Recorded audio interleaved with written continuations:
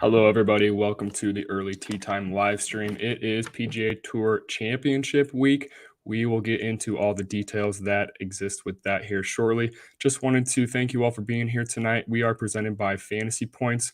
Awesome deal that we are giving out here from Fantasy Points for the rest of the PGA Tour season. First off, all of the live stream shows will be free until the end of 2022. So that includes, of course, all the shows this week for the Tour Championship, as well as all of those awesome fall swing events. So yeah, really excited again to have all those extra shows for free. Matt and Dom have a great show, of course, on Wednesday night. That's also free. But Dom and Sam have a great show Tuesday night. Matt has an awesome DFS show on Tuesday morning, afternoon. I think that's the two ones that I'm thinking of there. So I'm really excited again about those. Hope you can all catch those sometime this week and during the fall season. If you're here on YouTube, please give us a like and subscribe to the PGA, the Fantasy Points PGA YouTube page. Also, make sure that you follow the Fantasy Points Twitter page too. We're really trying to grow that as the fall swing carries on here. Again, really thankful for all of you that have chosen to tune into me throughout the since the Masters, since we've started here at Fantasy Points. It's been quite a ride throughout the summer season. It's been so fun. I can't wait for the fall season to start and kind of restart my betting page, I guess. So, like I said, I appreciate you all tuning in here tonight, and we will begin breaking down the Tour Championship, the final leg of the PGA Tour FedEx playoffs. This time we have the top 30 in the FedEx point standings. This time they will tee it up at East Lake Golf Course. So we're moving from Delaware to Atlanta, Georgia this week. Scotty Sheffler will start with the 10-stroke advantage over the top or the bottom of the field there. He claimed the top spot after finishing, I think he was top 5 last week, and Delaware there. Sorry for Wilmington, excuse me, at the Wilmington Country Club there. Again, he'll start at 10 under par. Thank you to the staggered start that the PGA Tour implemented in 2019. They added this so that the winner of this event would also be the Tour champion. So since then, we've seen a collection of winners. Last year, Patrick Cantley won this event. I think he hit 21 under par. Dustin Johnson hit 21 under par in 2020, and Rory McIlroy won in 2019 at 18 under par. Now, you don't necessarily have to be the lowest or have the lowest total score to win this event like those three, or at least Patrick Cantley and Dustin Johnson did in those last couple of years, but Rory McIlroy was also the lowest aggregate score in 2019. Xander Schauffele had the lowest gross score in 2020, and Kevin Na and Jon Rahm had the lowest score. They tied last year. I think they hit 14 under par. So again, you don't necessarily have to have the lowest score to win the event overall or to win the Tour Championship, again, thanks to that staggered start that the Tour implemented again in 2019. Patrick Cantley is second in points. He will start at 8 under par after winning the BMW Championship last week. But again, I wouldn't necessarily say those two are a lock to win. We have a couple of guys that are 6 under, 7 under, even 5 or 4 that I think could have a chance to jump up there, depending if Sheffler and Cantley, have their best stuff this weekend. So let's go ahead and break down the course a little bit. We head to, again, East Lake Golf Course. It is playing host to the PGA Tour Championship for the 17th consecutive year. It has been the permanent host since 2005. There were a few years that it played as host in the 90s and early 2000s as well, I believe. This course is a par 70 that measures a little bit over 7,300 yards. It was designed by a collection of guys. Tom Bendelow designed it in 1904, and Donald Ross also had some help or played part, especially on the greens, in 1913. Bendelow also designed the Country Club of Jackson, which was host of the Sanderson Farms, and Donald Ross designed Sedgefield and the Detroit Golf Club. Excuse me. Those are two events that we've seen over this year, Wyndham and the Rocket Mortgage Classic. So just a couple of courses that those two have designed. I wouldn't necessarily say they are the best course comps, but a couple that you could look up as far as architects goes.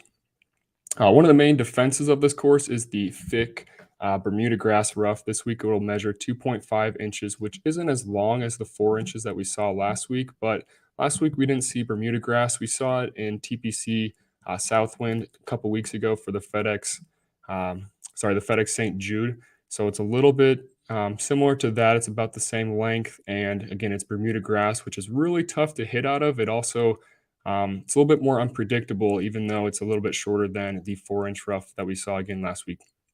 The tees and greens are made of Bermuda grass, and then the narrow fairways are made of zoysia grass, which is also similar to TPC Southwind. There are some water hazards on 4 different holes on this course and 74 sand bunkers throughout the course as well.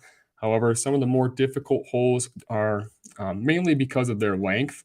There's 5 par 4s that measure over 450 yards and 3 par 3s that measure over 200 yards. So I think, again, that's where some of the more difficult holes come on this course. I'll talk about a couple of the easier ones here in a little bit, but that basically sums up what this course looks like. Another fact I guess I'll throw out there: the average green size is a little over 6,000, which is right around the average, I guess, for most PGA Tour courses. Last week we saw really large greens. A little bit of 3-putt avoidance came into play, but this week I wouldn't necessarily say we have to worry about it. Some of these holes have relatively large greens. Some of them not so much, but they do again come in an average size of 6,090 again, which is about average as far as PGA Tour courses go.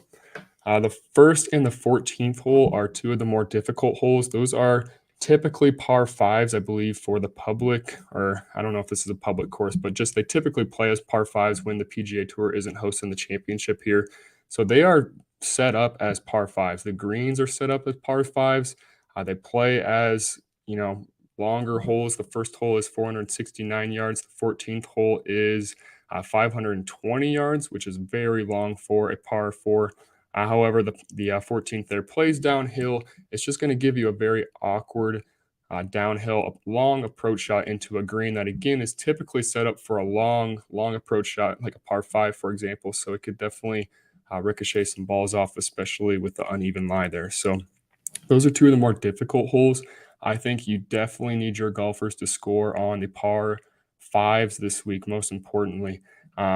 There's only 2 this week, of course, but the 6th hole is the easiest hole on the course. If you score par or worse, bogey, of course, on this hole, you are giving up more than a shot to the field. The hole yields birdies over 55% of the time and eagles just over 3%. Again, most of the golfers should be able to reach this hole in 2 shots if they hit a solid drive, but there are some bunkers that surround the green. They'll catch any shots that are missed to the left or right side there. So again, you should really look for your guys to score on this hole this week. You don't really need to score eagle every time, but anytime you are scoring par, you're likely giving up half a stroke to the field. Bogey is even worse, of course. So those are some of the main holes that I'll be looking at this week. Again, the first, the 6th hole, the 14th, and I don't have the other one in front of me right now, the other par 5. So I think it's the 18th hole, actually. So I'll have to double check that. Some key stats that I'm looking at this week include strokes gained off the tee. We've seen a lot of golf courses over the last couple months really that have narrow fairways and just really put an emphasis on not hitting into that long Bermuda grass. You can see again at TPC Southwind, a lot of the top players. Brian Harmon, for example, comes to mind. I think he finished in the top 3.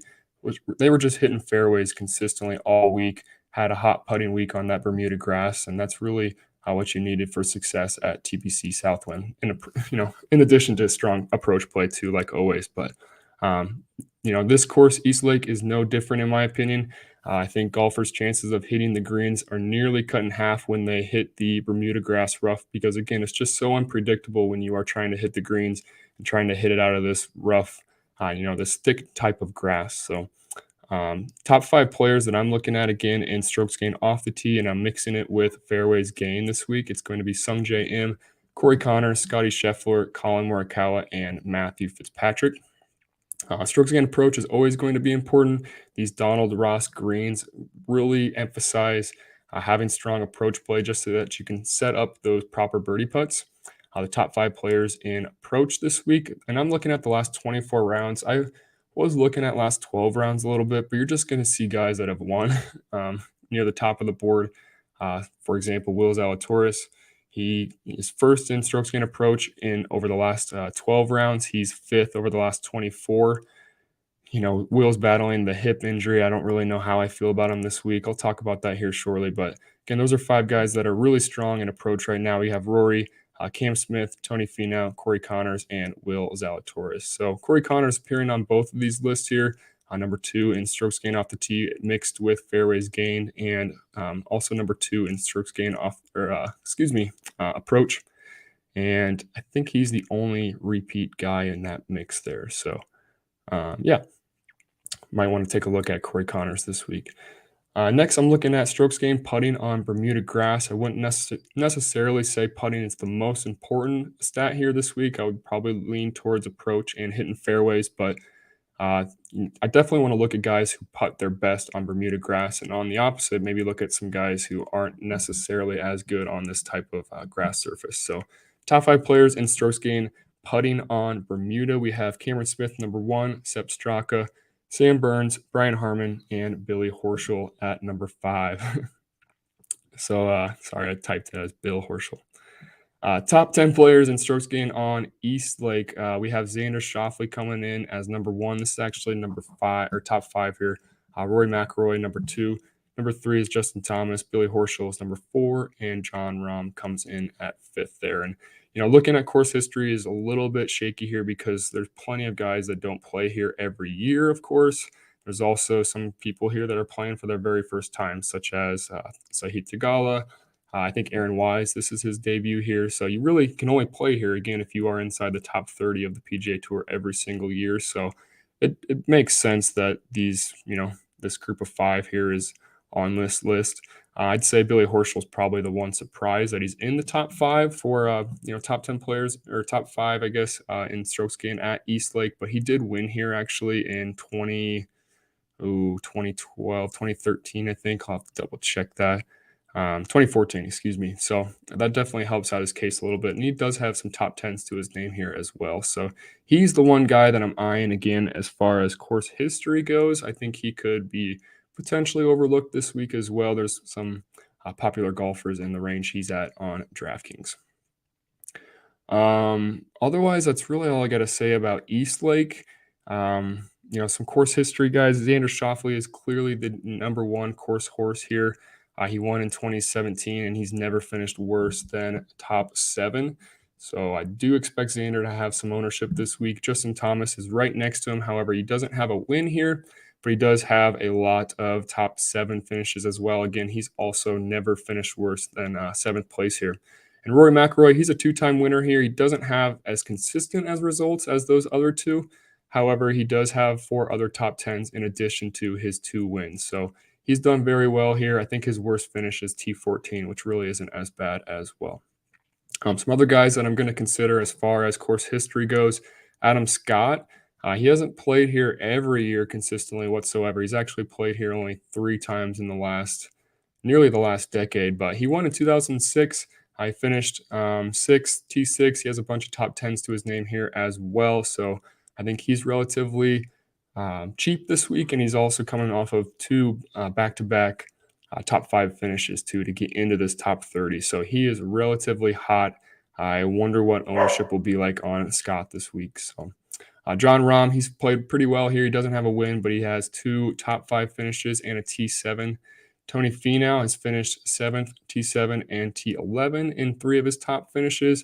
Talked about Billy Horschel a little bit. Again, he won in 2014. He also has a runner-up finish here. And Hideki Matsuyama has 3 top 10 finishes here too. Not sure how I feel about Hideki this week. He's been battling the injury.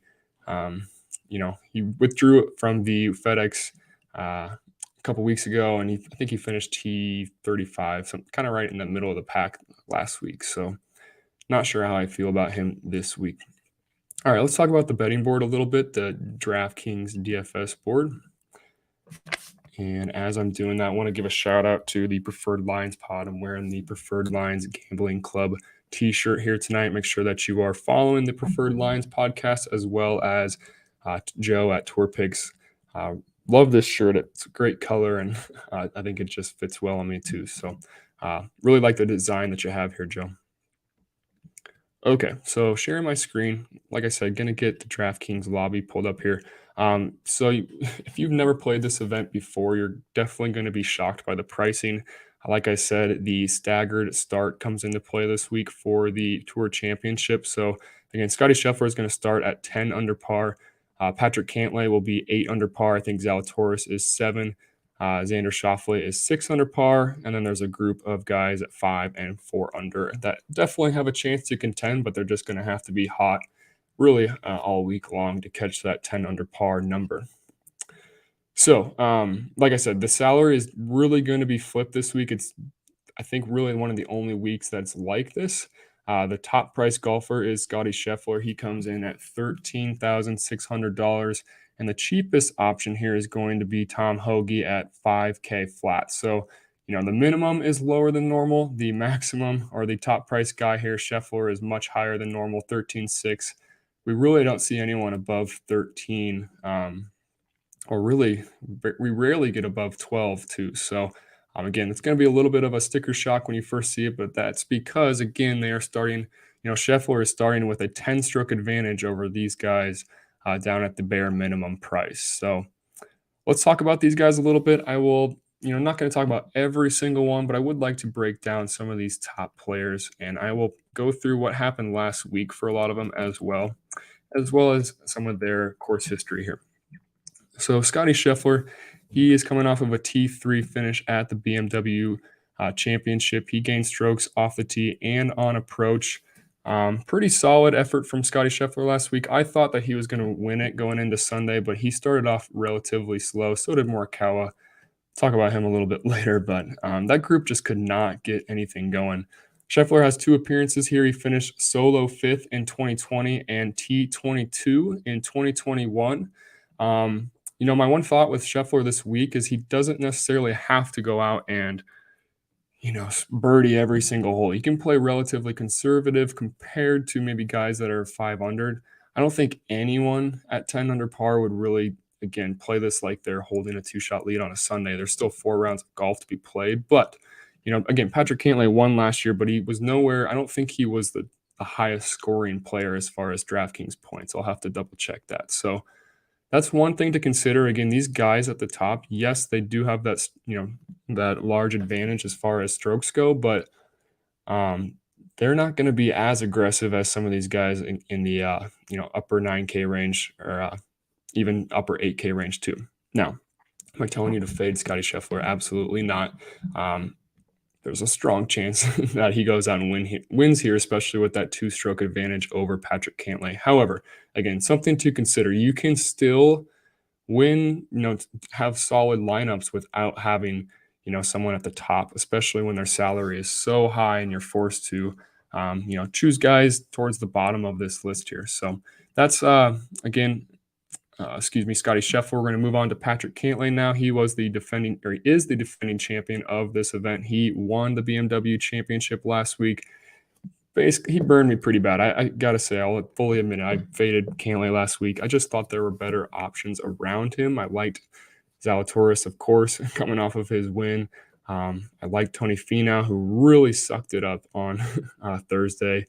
Really liked John Rahm, too, who wasn't too highly priced above Cantley. So I just really couldn't get there. I even wrote on my website that there's nothing that I didn't like about him. I kind of just liked other guys around him. So I feel like I did a lot of things right at the bottom of the board. I played Scott Stallings, a lot of that kind of stuff, but just did not have Cantley and not enough Schauffele. So that's kind of how it is on DFS sometimes. But Cantley looked great last week. I think he lost strokes around the green. However, he was just ball striking the absolute crap out of the ball. He ranked third in strokes gained off the tee, 5th in strokes gained approach. Even had a solid week with the putter. Not his best, of course, what we're used to. But actually, no, I'm wrong. So he actually was 0 basically around the greens and slightly lost strokes putting, which is, again, kind of rare for Cantley, but a lot of that came during his outstanding, round 2 or no, I'm looking at the wrong thing here. Let me pull up his last week here. Sorry. So I'm looking at the FedEx Tour last year. So he actually had a pretty solid ball striking round last year, of course, as well. But as far as the BMW goes, I know Cantley ranked relatively well from a tee to green perspective, of course, he did gain strokes putting, gained a half stroke putting per round. He was negative around the green. However, he ranked third in strokes gain off the tee, sixth in strokes gain approach. Excuse me, I messed that up earlier. He just had that outstanding round 3 where he gained 4.5 strokes on approach and lost a stroke and a half putting. So outstanding stuff from Cantley, especially in that round 3 when he shot a 6 under.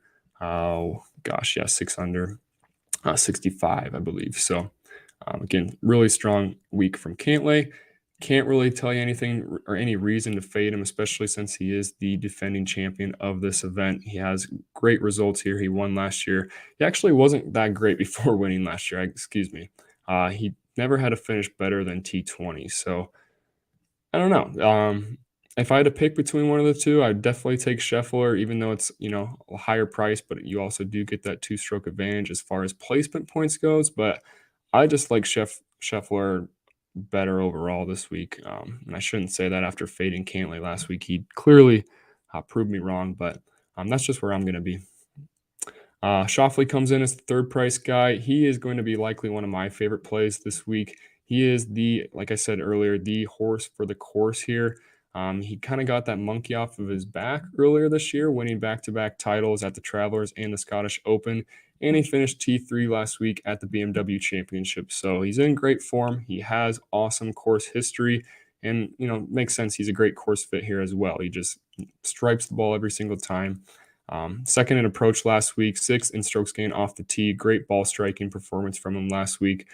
I do expect him to be popular, but you really have to kind of pick between at least one of these three. If you're going to play both, you're really, doing stars and scrubs, I guess. So I fully expect Will Zalatoris to be overlooked this week and have single digit ownership. Is kind of a stretch because there's only a 30 player field, but man, these 5 guys around Zalatoris after he had the hip injury last week, and he wasn't necessarily rock solid last week either, before the injury. I fully expect Zalatoris to be the lowest owned, at least in this range. We'll see where he comes in as far as the field goes, but Zalatoris last week, again, he did withdrew because of the hip injury. He was gaining strokes ball striking in both, or I guess 2.5 rounds. I was negative around the greens and with the flat stick, but of course, he did win at FedEx St. Jude not too long ago in Memphis, just a couple of weeks ago. Very similar setup. I've always thought that Zalatoris does well on these Zoysia fairways, and that clearly showed its way last week when he was number 1 in approach. So I don't know. I have this thing with injuries. I do not touch them. So I'm not going to get there with Zalatoris this week, but he did us well a couple of weeks ago. I'm fine with passing on him, especially with an injury that comes to mind. So I'm not going to be playing Zalatoris. Jon Rahm, one of my favorite plays last week. I actually thought he was going to win, and I probably would have if he would have had another round of golf to play. I talked about it in my round 4 article. He was 5 over par through 27 holes, and then I think what did he finish last week? Let's pull it up here. I think he was 10 under par in the next 27 holes to get to 5 under going into the final round. So outstanding performance again from Rahm in the last 2.5 rounds, I guess you could say. So he was 9 under the finish. So yeah, he got 10 under par through after the first 27 and the next 27, and then he shot a 4 under par in the final round. So another top 10, backdoor for Jon Rahm. Not too surprised by that, but yeah, that's kind of how it goes. He'll probably be one of my favorite plays this week as well. He's right in that position where he's got to go up and be aggressive in order to, if he wants to contend, right? And he seemed like he figured something out with the flat stick just a little bit last week. He gained over a stroke putting per round. I think a lot of that came in round 3. Yeah, he gained over nearly 3.5 strokes putting in round 3. So, and he was positive in round 4 too. So if he finally figured something out with that, he gained strokes in all 4 categories in round 4. I expect Rahm to be popular this week. He's not even, nearly close to the top price golfer. He's, a couple thousand below Scotty Sheffler, and I would not be surprised if not only if he won this event, but also if he was if he didn't win, I wouldn't be surprised if he was the top priced Draftkings scorer. That's just my 2 cents on Rahm this week. McIlroy, I expect him to be popular as well. Let's dive a little deeper into what happened with Rory last week. Not not his greatest performance. I don't have his hole by hole up here in front of me, but he lost close to 2 strokes putting in round 4, lost 3 strokes putting in round 3. For the event overall, he's lost a stroke per round. But he had a solid off the tee performance, which is one reason why I was nervous about him heading into last week because he didn't look too great in Memphis. But he gained strokes in all 3 tee to greens categories, but just could not putt the ball. So, I do think DFS players are much smarter these days. They see those kind of stats and they just jump right on it. If he didn't putt well this week, but had a great tee to green performance, then he's definitely going to do well next week. I haven't really been playing Rory too much since the Open Championship. I guess he's really only played the last couple of events, so I haven't played him since then. But 10-8 again, great price. I could see guys fading, at least one of these. I don't know. I'm interested to see where DFS lineups go this week. I think game theory is very interesting this week. I would assume most DFS players are going to try and grab 1 or 2 of these in this top 6 group outside of Zalatoris. So 5 of these top 6. I would assume a lot of people will start with 1 of those or 2 of these 6 and try and do stars and scrubs. So if you do that, you're really left with 7,000 left. If you start with Jon Rahm and Rory McIlroy, that's really not a bad start at all, in my opinion. But I think that's where a lot of people will start this week is, again, the stars and scrub type of build, picking 2 from that top 6. And then they're forced to play lots of guys like Adam Scott, Sahith Theegala, Billy Horschel. I'm not sure Scott Stallings will be that popular. Aaron Wise is only $5,400, so I do expect really all 4 of those guys to be very popular only because they fit with that build of, Rahm, Rory, and maybe another top guy in this 9K range too. So that's kind of where I see the chalk build going this week. So if you're trying to get different, you really need to look inside of this 9K range here. We do have Cam Smith coming in at 10-4. I'll talk about him really quickly. He also is battling the hip injury, so that's something to consider before playing Zalatoris and Cam Smith this week. But yeah, not sure how I feel about him. I think there's a lot of Twitter rumor, right, that he just withdrew not because of the hip injury, but because he was so pissed off about the 2-stroke penalty that he got last week at the FedEx St. Jude. So I don't think that's necessarily true. It didn't really look like Cam Smith was battling that much of an injury during the FedEx St. Jude, but so that might be a nice game theory play, a nice leverage play. I don't know if, again, I'm going to go to Zalatoris because he really did look messed up, or his hip did not look good on the broadcast. But Cam Smith, again, I don't really know where that injury's at. Hopefully we can get some sort of news, but just like Rory, he's going to be firing at pins. He needs to get birdies in order to get into the top spot. And you don't think Cam Smith wants to be the PGA Tour champion after winning the Open Championship? He wants that money.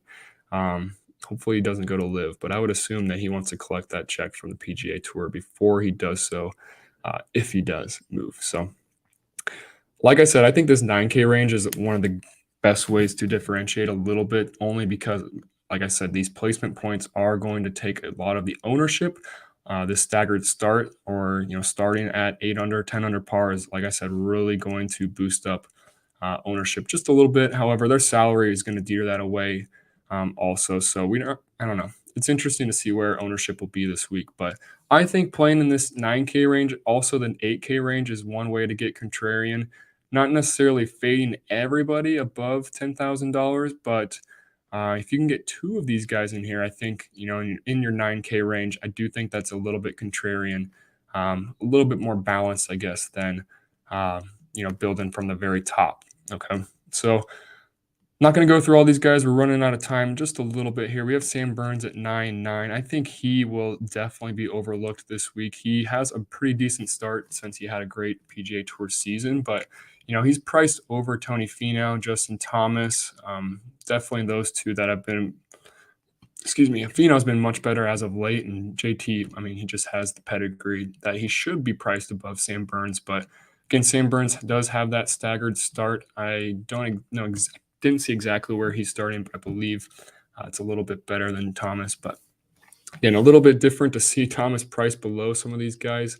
since he has been near the top of the board all PGA season long. I have also avoided Justin Thomas over the last couple of weeks, and it really hasn't bit me at all. I thought it was going to look very bad last week, but he did not look good over the weekend. Let's dive into JT just a little bit as well.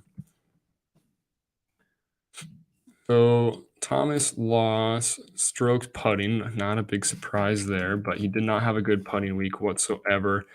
He didn't really have a good week in any major stats. Lost strokes tee to green, barely gained off the tee, but lost strokes on approach, which is rare to see for Justin Thomas.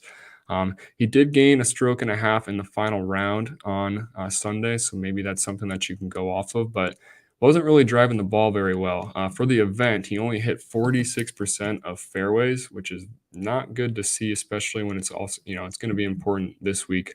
And he only hit 68% of greens. So he ranked 60th in driving accuracy near the bottom and 43rd in greens and regulation, which is right about in the middle. So not good to see from Justin Thomas. I will likely avoid it this week, even though he does have some of the best course history. I don't know. Not going to be for me. I'll just kind of stand pat on that. Tony Fino, that's another guy that we should dive into because, God, he looked terrible on Thursday. There's some, you could say highlights, I guess, but some videos of just how bad some of his approaches were and hitting into a sand bunker just like a couple, 20 feet in front of him. So did not look good. He did finish T28 though. He really salvaged out the event quite well. Let me pull up Finau's stats from last week. Again, started I think 5 or 6 over par, I think at one point, but he did finish the event at 4 under. So 9-10 stroke swing there. Very encouraging to see, I guess, if you were a Finau fan, especially if you're trying to play him this week. Actually had a great round putting or a great event putting, but approach was pretty rough. He just lost a lot of that in round one, though. Lost 4 strokes on approach in round one, 2 strokes around the green in round two, or on round one as well. He lost 6, almost 7 strokes tee to green in round one, but he was positive in round 2, positive in round 3, positive big time in round 4. He actually had his best performance in round 4 from a tee to green perspective, gaining almost 2.5 strokes on approach. So I like Finau this week. I could see people just absolutely having a bad taste in their mouth after how he did last week on Thursday, but he actually turned it around a little bit, helped me, break even for the most part as far as DFS goes. So, I don't mind Tony Finau this week. Again, I could see him being slightly overlooked, but the price is right on him, and he also has some good history here as well. He has finished 7th, T7, couple of top 10 or top 15 finishes to go along with it as well. So I do like me some Tony Finau this week at only 9.6. If I had to build a cash build right now, I think I would go Rahm, McIlroy, Fino, and then I really like some of these guys. I know they're going to be popular, but that's kind of why I'm doing it in cash here. Adam Scott, Sahith Theegala, and Aaron Wise. This is likely going to be my cash build here this week. We'll kind of see how I do as the week goes on. But like I said, like Rahm this week, I think, Rory's going to be a great play, especially in cash too. He just seems like a great lock to get up there. I don't know. We'll see. I might have to get rid of Rory and somehow get to Xander at some point. Let's just look at that really quick. If I got rid of Finau and Rory and picked Xander, that gives me 8-1 left. I can get Hideki, Corey Connors, or Morikawa.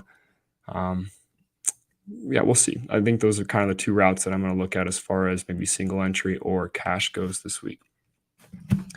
So that's the 9K range. You also have Cam Young in there. Probably not going to get there. I don't know. He just has not looked great on these courses that really require good approach play specifically. Hasn't necessarily been the best. He looked great around the greens last week. He actually saved a lot of his rounds with his around the green play, which is a bit different for Cam Young. But again, his approach numbers aren't necessarily near the top of the field. Let's look at him here. As far as the last 24 rounds go, he ranks 21st in strokes gained approach in this field of 30. So I don't know. He could also be a great game theory play. One of those guys that was highly owned last week, burned everybody, didn't really play that great, or at least meet expectations. and he just kind of goes overlooked this week. And I feel like that's when he does well. So yeah, don't mind that play. As far as GPP goes, I think he's a good GPP play. Hovland, also a great GPP play this week. God, he burned me so bad last week, but he finished T5 here last year, gained a bunch of strokes on approach last year. Again, didn't look great last week. He, for some reason, lost strokes on approach last week, which is very odd for Hovland, but that was really the only thing that held him back. He still finished T35. He really salvaged it together on Sunday, I guess, um, with that hole in one that helped me out quite a bit too. So I think he's a great GPP play. He is nowhere near safe. I could see Hovland finish in T25 or worse, but I could also see him finishing inside the top five. And if he does that for you, um, relatively low ownership, I would assume Neiman and even Fitzpatrick soak up a lot of that. Fitzpatrick didn't look great last week. I think he finished even par and lost a bunch of strokes on approach as well. Let's look at Fitz really quick. Yeah, lost a bunch of strokes on approach. Did not look good. So, um, yeah, I think I would pick Hovland in this range. Neiman's kind of getting burnt out for me a little bit, but I do feel like when I when I finally fade Neiman, that's when he does his best. But he again, I've been saying about this about him all year long. He looks awesome in the first couple of rounds, and then just starts to fade over the weekend, especially yesterday on Sunday. He had three awesome rounds, and then just couldn't quite put it together on Sunday and fell down the leaderboard just a little bit. So I don't know. He's been doing that almost, I feel like, since the Masters, since I started having this show. But yeah, that's my thing with Neiman. He's great cash play. I think he's a lock to be. Well, actually, one thing with Neiman, now that I think about it, is he has not played well here whatsoever. I'm pulling up his results here. He has 29th place last year. I think he was actually dead last because Brooks Koepka withdrew. So kind of dead last. And then he was T27 out of 30 in 2020. So that's never good to see. He's lost strokes on approach in both starts here. So I will likely be fading Neiman this week, and I'll go to Hovland again, who's a great GPP play in my opinion. I did write up Jordan Spieth a little bit, and then I put him in my model, and he didn't really look great. But the reason I like him is because his price is just right at $7,800. He is a birdie scorer, and he's going to be lighting up that leaderboard. Yes, he does score bogeys, but gosh, he can really score a lot of birdies too. And if you give me 4 guaranteed rounds from Jordan Spieth, in a place that he's won before, and he has a couple of other top 10 finishes too. I know this is a smaller field, but I do like to see that quite a bit. And again, the price is just right. 7, 8. Not sure what people will do with him after he kind of faltered a little bit over the weekend, but I don't know. I think I'm going to get to Spieth a little bit this week. What are people going to do with not Corey Connors, but with Colin Morikawa after he just completely, inflated or deflated, I guess you could say, on Sunday, hitting it into the water twice on one of those holes. And man, he did not look good on Sunday. So not sure what the field will do with him. He did have a really great event up until Sunday, but just did not have it on the final round. So don't think I'll be getting there to Colin Morikawa. We'll kind of see as I don't know. I think this week's really a game theory play. I guess that's kind of my final thought on this event is just try to take a stab ownership wise on one or two of these guys. And don't play.